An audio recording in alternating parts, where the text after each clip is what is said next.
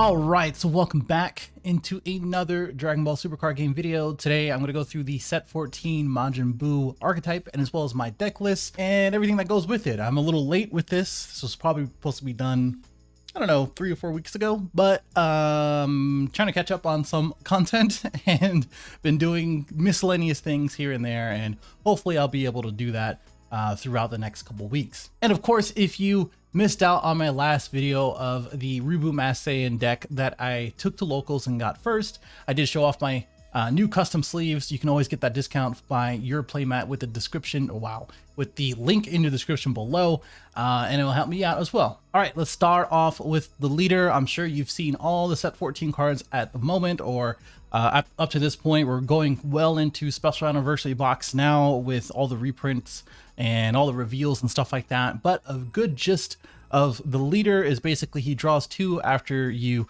place 1 card underneath the leader when he attacks, and then in Spirit Boost on the front side is the same as the back side, is that except for the fact that the front side says you can choose one of their battle cards with 4 or less in the drop area and place it underneath the card, and then you can gain the keyword. So if you're going against like a burst deck or something that places things into the drop, you can gain like blocker, you can gain like critical or double strike or something like that pretty early into the game. Or if you pop something, however you may do that, and then it goes into the drop, you can then go ahead and use the Spirit Boost effect in order to use that keyword skill. He is untapped, draw 1, and then the backside or the awakened side, he has the same effect as far as the Spirit Boost for the activate main. Is that this time that you can remove things from their battle area instead, and as well as their drop area, and then place it underneath the card and gain the skills afterwards, which is really good because it's a really good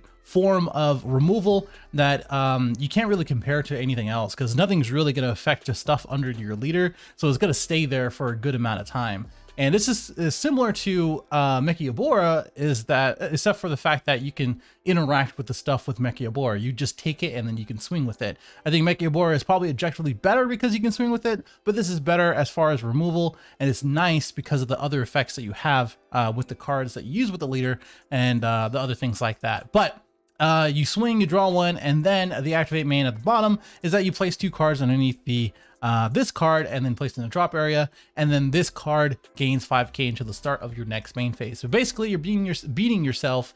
You can gain double strike, you can gain critical, you can gain whatever it may be. Probably one of the best targets you can do this is against yellow, where for instance you can go ahead and take one of their Bardocks when they pay 2, and then you just snag it, you gain the double strike, and now they don't have a 20k beater that can get you down to double or 4 double strike basically. Now obviously you probably took a look at the title, and to kind of explain this is that when you really look at green as a whole, it's probably one of the weakest colors, if not the weakest color of the game, and it's been like that for a good amount of time since I would say, yeah, for a good amount of time. I don't really remember the last good green deck outside of King Cold, maybe Clash Coup, maybe like Dredge Coup, that type of thing. I mean, Cell Surge is a really good rogue / fringe deck. I think this is going to be in that same sort of area in the current format. And what I mean by the title is that the fact that this deck does quite a lot. You get to draw 2, even though you get to waste 1 of your lives, but it enables you to do things later on. You get to untap 1, draw 1, you get to bean yourself, you get to remove pretty much anything that's 4 or less in their drop area and as well as the battle area, and it kind of gives you answers for a lot of different things.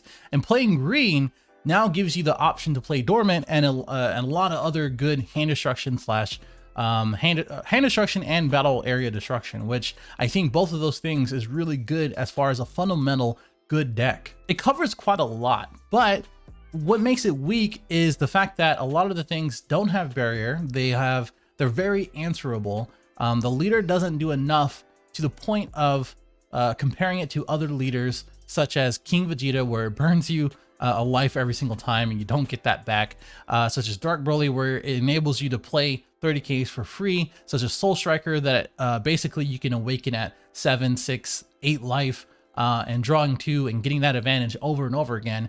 When you compare it to the better leaders and the stuff that actually does more, this is where people start complaining and start comparing it to other things within the format.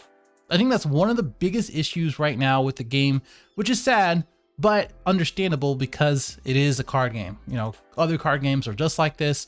I can't really speak to many other card games competitively, but I can definitely speak to Digimon, where literally Bandai just loves yellow and it just wants it to succeed in every shape, way, and form. So I guess that's sort of the best comparison that I can give. Anyway, that's a whole other discussion. If you want to have another video on that, if you want me to make another video on that, I'm happy to do that. All right, let's just get on to the archetype. Babidi is a nice little one-cost green Unison. Basically, I love one-cost green Unisons that +2. Basically, what this guy does is that +2, and you choose one of your mono green Majin Buu cards with 15k or less in rest mode, and gains Servant, which means it gains a 10k 10k boost until your next turn, basically. So not only that it protects your Majin Buu from being swung at, but also the Majin Buu puts out a token that you can swing with, 2 15k swings. You put the guy in Servant or with Servant, and now you're protecting it from being swung at, and you're being protected by the token where if it is removed, which we'll take a look at in a second, the token goes away instead. That's the whole premise of this Unison. I personally don't really like this Unison. I played at 1. You'll see the list in a little bit if you didn't already skip. Permanent is also cool because you can't swing at it if you do have a Majin Buu in rest mode with Servant, which is nice. And you also get Overlord, which if you have a lot of Buus, which you are, this deck just spams out Buus and 15k attackers a lot, you get to use the Overlord, which you can bottom deck and draw 1, which is cool because now you can have a target for sure in the deck that you can just go ahead and pull out from the 1-drops. We'll talk about in a little bit as well. Now, the 5-drop is cool because it wipes out everything, literally everything, ignoring barrier. It doesn't even KO it, which is stupid, but it basically wipes out anything non-token, which is very specific, by the way. Which you think about when you think about it, it's specific to this deck because the Majin Buu, the 3-drops, spits out tokens. So you play this turn 5, you kill everything, and you still have your tokens. You still have this guy, and you basically get your leader to have 2 cards underneath it, you bean it, and then you pass the turn. That's basically the whole premise of this whole deck, and as well as playing this 5-drop. I think it's a good play, which is cool, but you need 5 energy, and it can be easily removed, and it's kind of answerable, right? So getting to 5 energy is doable with Dormant Potential, and as well as, you know, playing other cards and controlling their hand, controlling their field, but it takes a lot of skill, and people just don't like playing decks with a bit more skill that I found. Anyway, let's look at the 1-drops. So the 1-drops, one of them draws your card, another one looks at the top 5 for Green Buu. You basically can take a look at any of these Green Buus, and as well as the 5-drop that we took a look at. They both basically takes a card underneath your leader card, which is why you swing and put one under the leader, which is why it's kind of bad when the opponent kind of knows what you're doing. So if you're not able to swing with your leader too many times on Awaken, which is possible when you're going against like King Vegeta or something that swings a lot, like a black deck or something like that, then you don't have that many cards to actually swing and put things underneath your leader. It's already kind of neg because you're not getting that card back. It's going to go into the drop sometime or another, or underneath this card. But it is what it is. But you use the card underneath that card, place it underneath, and then you play the 4-drop over here, which basically, just like I was saying before, you spit out a token by using the activate main. You can only do it once. If it didn't have the limit 1, you would probably be able to do this like so many times, even if it was once per turn, because you can probably get like 4 attackers like turn 2, turn 3, that type of thing. All 15Ks and all things that are basically not removable because of the token effect. The permanent says if you remove a token, you or if this is removed, you can remove a token instead.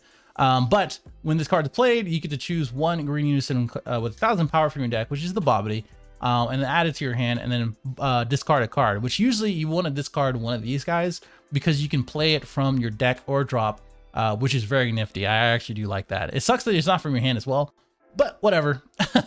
But the Spirit Boost, again, this is why these decks and set 14 decks are a little difficult to play, and it takes quite a bit of practice to get used to using Spirit Boost and as well as Unisons as a currency, or like markers as a currency, and which is why when you see the deck list, you'll see why I picked that Unison in as well, which is I personally think is the best Unison for the deck. Anyway, we also have the 4-drop, which you pay 2. 2 green energy. When you have 3 or more mono green energy, you place one of the cards underneath this card, basically right here, and then play it, place it into the owner's drop, and then play the card from your hand. When you do, you get to play a Majin token, which is nice because now you're protecting this guy again, and as well as this guy with the same permanent. And then you get to choose one of their battle cards and place it underneath this card. And the Majin tokens do have combo power, which is nice, and they're also 15k attackers. So you're spinning out these tokens quite a lot.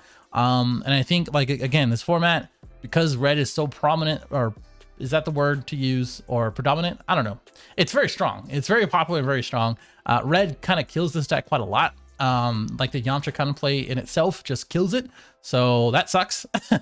But on the bright side, we do have the 2-drop here, where we have a Union Absorb. Both this guy and as well as the 2-drop Topo Buu here has the same effect, where you can use a 4-cost 15k, this guy, and you use 1 card underneath your leader card and place it underneath. So when one of your Green Majin Buu cards is removed from battle by the opponent's skill, you get to play from your hand, but it does have a Spirit Boost, which sucks. This is the worst card probably in this archetype, because you have to have Spirit Boost for the auto. I don't want to pay Spirit Boost in order to just play this guy, and just get answered again. So I don't really like that. But what I do like is this Topo Buu, which you guys already know. That's not really too much to explain. They have to pitch to every time after you play this card, which is nice. And going back to your turn, you get to use it to Union Absorb. So the deck sort of like can go back and forth with these cards as far as to play out your Boos, which is what you want, where you can play the 1-drops aggressively, or you can play the 2-drops defensively, depending on what you're going against. Now, let's talk about the cards that you could play with this deck.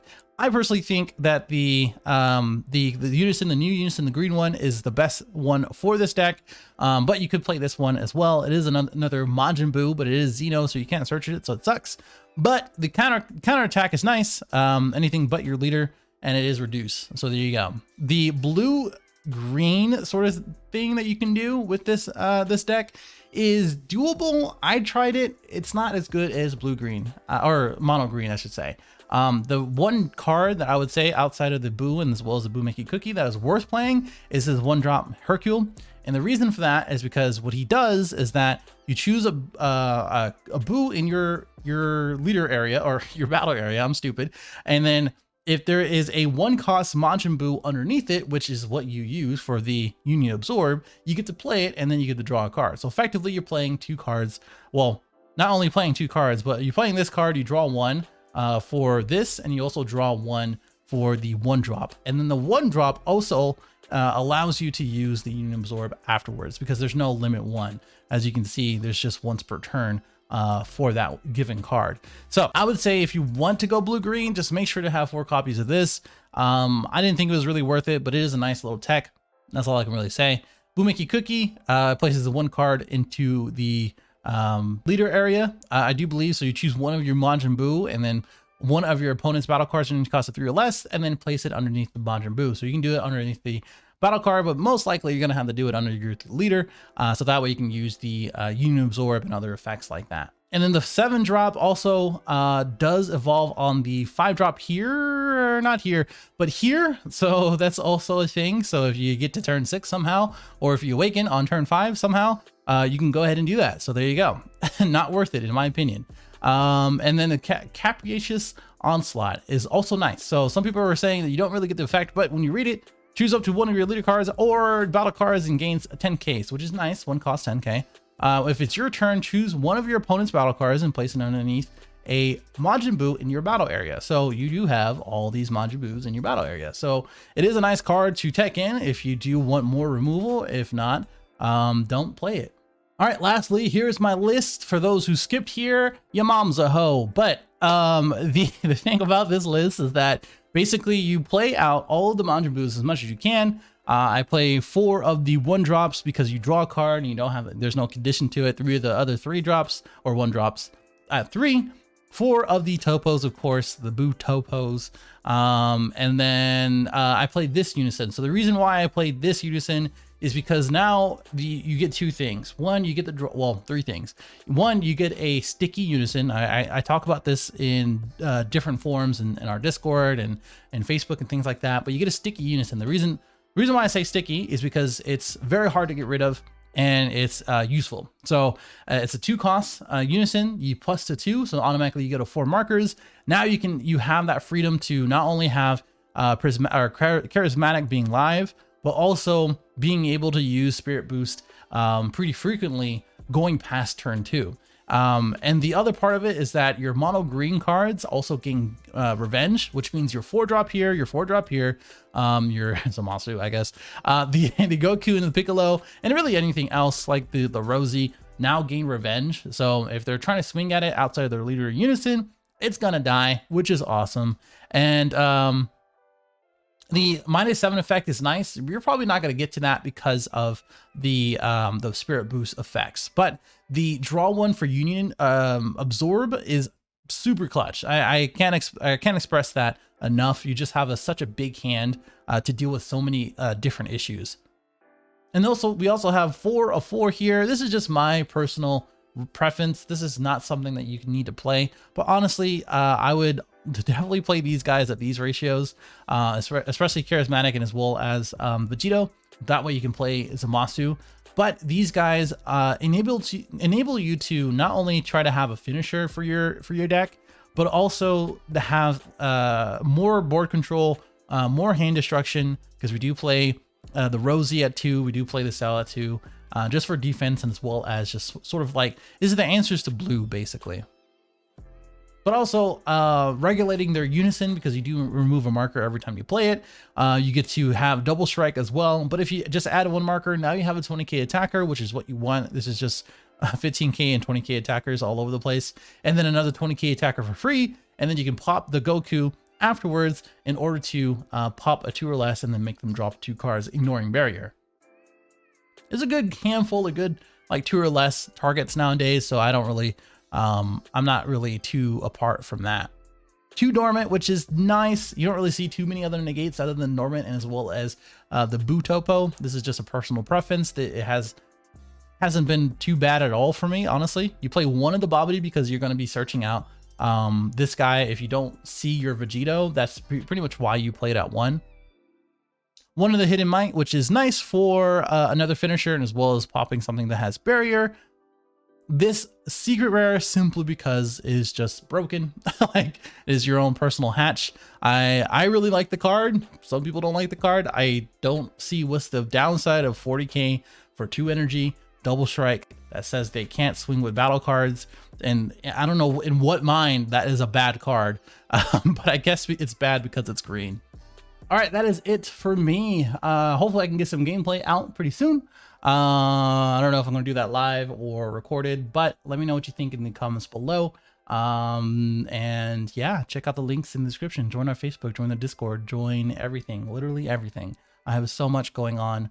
I don't know what to tell you, but I'll see you in the next one.